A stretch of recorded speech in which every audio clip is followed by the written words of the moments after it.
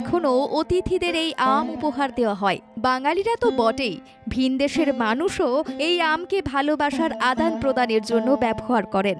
সেজন্য এদেশের মতো বিদেশেও আমের চাহিদা বাড়ছে।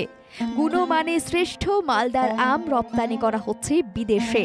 প্রথম পর্যায়ে আগামী সপ্তাহে ১৩০০ কেজি আম পাঠানোর সিদ্ধান্ত নিয়েছে মালদার রপ্তানিকারকরা।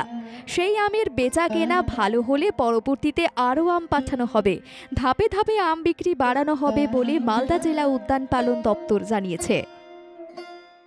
এই রিসেন্টলি বেশ কিছু এক্সপোর্টার যোগাযোগ করেছেন ইউনাইটেড কিংডম এবং আরও ২-৪টে ইউরোপিয়ান কান্ট্রিতে যোগাযোগ, যেমন দুবাইয়ের সাথেও যোগাযোগ হয়েছে। তো আশা করছি আগামী সপ্তাহে ইনিশিয়াল ফেজে ১৩০০ কেজির মতো হিমসাগর প্রথম ফেজে যাবে।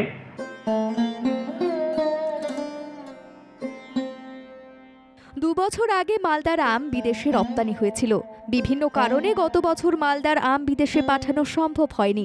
এবছর মালদার আম বিদেশে পাঠাতে প্রথম থেকে উদ্যোগ নিয়েছেন বেশ কিছু রপ্তানিকারক। তাদের প্রচেষ্টাতেই মালদার আমের গুণগত মান যাচাই করে ভালো আম বিদেশে পাঠাতে উদ্যোগ গ্রহণ করা হয়েছে। প্রথম পর্যায়ে হিমসাগর আমকেই বেছে নেওয়া হয়েছে। বেছে বেছে জেলার যে সমস্ত বাগানে ভালো মানের আম রয়েছে সেগুলি পাঠানোর পরিকল্পনা নেওয়া হচ্ছে।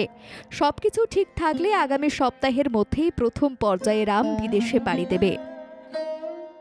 এটা যে মুহূর্তে কোয়ালিটি ওদের কাছে অ্যাকসেপ্টেবল হয়ে যাবে, এটা রেগুলার বেসিসে আগামী ১৫-২০ দিন ধরে এটা পাঠাবো বলে ঠিক করেছি। মালদার আম এখন বিপণনের বড় আইটেম হয়ে উঠেছে।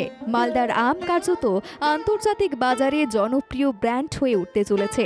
আশা করা যায় এই আম বিদেশ থেকে মোটা টাকা অর্থ নিয়ে আসবে, বাড়াবে লক্ষ্মী লাভ।